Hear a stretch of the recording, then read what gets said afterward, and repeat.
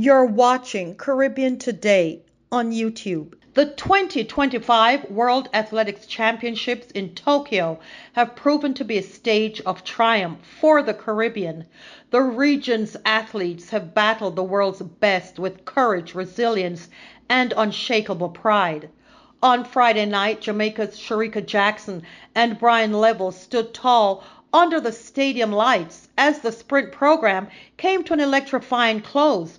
Both claimed bronze medals in the 200 meters, ensuring Jamaica's flag waved proudly as the curtains fell on the marquee races. Jackson, the defending world champion, ran 22.18 seconds to secure third behind Britain's Amy Hunt and American Melissa Jefferson Wooden, who stormed to victory in a blazing world-leading 21.68 seconds. With that performance, Jefferson Wooden carved her name into history, becoming the first woman since Jamaica's own Shelly-Ann Fraser-Pryce in 2013 to sweep the 100 and 200 at a World Championships. For Brian Level of Jamaica, just 21 years old, his bronze medal was delivered in the face of stiff competition. Level blasted from the blocks and led through halfway in 10.03 seconds. But as the field powered into the home stretch, Noah Lyles, chasing his fourth successive World 200-meter crown, shifted into overdrive. The American surged ahead to win in 19.52, with compatriot Kenneth Bednarek taking silver in 19.58. Level holding form crossed in a personal best of 19.64, edging Olympic champion Letziel Tobogo by a single hundredth of a second. It was bronze, yes, but it was also proof that a new Jamaican sprint star is rising. But the Caribbean contingent struggled elsewhere. Jamaican's Jordan Scott finished fifth in the men's triple jump, his best mark, 17.21 meters. Jamaican Cheyenne Salmon endured disappointment in the women's 400-meter hurdles final, finishing eighth in 56.27 seconds after a promising season. Natoya Gould-Toppin, another stalwart of Jamaica's team, fell short of the women's 800-meter final, clocking 1 minute 59.58 seconds for fifth in her semifinal heat. But where one door closed, others opened. If the Caribbean needed a spark, Oblique Seville provided it in the men's 100 meters final, a race destined for the history books. The 24-year-old Jamaican and Calabar High School alum, long tipped as a future star, finally delivered. Exploding from the blocks, Seville powered to a lifetime best of 9.77 seconds, stunning the field to capture gold. His teammate Kishane Thompson, the favorite for gold, settled for silver in 9.82, while American Noah Lyles claimed bronze in 9.89. Thompson looked set for redemption after his Olympic silver last year, but Seville's flawless late surge sealed the upset. For the first time since Usain Bolt in 2015, Jamaica had reclaimed the men's 100-meter world crown. I feel amazing. The gold is coming home to Jamaica, Seville said, fighting back tears. I've struggled with finishing strong all season, but tonight I perfected it. I knew if I had that final kick, no one would catch me. The race was a reminder that Jamaica's sprint dynasty is alive and well. The women's 100-meter final, meanwhile, was both brilliant and bittersweet. Melissa Jefferson Wooden of the USA stormed to a championship record of 10.61 seconds, with Jamaica's Tia Clayton delivering a personal best of 10.74 for silver. St. Lucia's Olympic champion Julian Alfred, battling a hamstring issue, held on for bronze in 10.84. Jackson finished fourth in 10.88, while defending champion Sha'Carri Richardson faded to fifth in 10.94.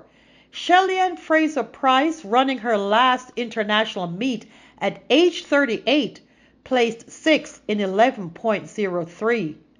For Fraser-Pryce, who has reached every World Championship 100-meter final since 2009, it was a bittersweet farewell. So many emotions right now, she said softly. To walk away finishing sixth, it's bittersweet, but to have done it this long, I am blessed. Julian Alfred, meanwhile, admitted her hamstring issue left her unsettled. I wasn't in the right frame of mind, she confessed, but every time I step on the track, I'm blessed. Days later, unfortunately, she was forced to withdraw from the 200-meter altogether. Jamaica's medal tally grew in the men's 110-meter hurdles, where Orlando Bennett and Tyler Mason stormed to silver and bronze. Both trailed American Cordell Tinch, who took gold in 12.99, but their performances ensured Jamaica remained a force in events beyond the sprints. In the men's long jump, Jamaican Tajay Gale added another chapter to his storied career. Already an Olympic champion and former world gold medalist, Gale soared to 8.34 meters for silver, completing his set of world medals after gold in Doha 2019 and bronze in Budapest 2023. Italy's 20-year-old sensation Mattia Furlani stole gold with a lifetime best of 8.39. My hamstring wasn't giving me much today, Gale admitted. I tried to get it early, but it wasn't there. Still, 3 medals across my career. I'm proud. 13 years after his stunning Olympic triumph, Trinidad and Tobago's Kishorn Walcott reclaimed glory with a season's best 88.16 meters to win gold in the men's javelin. Grenada's Anderson Peters, himself a 2-time world champion, pushed hard with 87.38 for silver. For Walcott, now 32, it was a moment of redemption. It's been a long 13 years, he said. The javelin is a toxic relationship, painful but the best thing that ever happened to me. His victory capped a golden day for the Caribbean as Dominica's Olympic champion Thea Lafond leapt 14.89 meters for silver in the women's triple jump, narrowly beaten by Cuba's Leonis Perez Hernandez, who won gold with 14.94 meters. In the men's 400-meter, Trinidad's Jareem Richards produced a national record 43.72 to claim silver behind Botswana's Bosang Colin Gebinat Shippey, whose 43.53 marked a world lead. Jamaica's Roisin MacDonald, 33 years old and still fighting, finished 4th in 44.28. The Dominican Republic's Marilady Paulino also had to settle for silver, clocking a blistering 47.98 in the women's 400-meter final. But the spotlight belonged to America's Sydney McLaughlin-Levrone, who set a championship record of 47.78.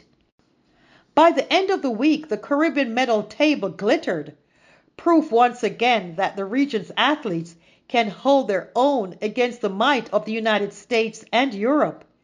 At CaribbeanToday.com, we cover your world.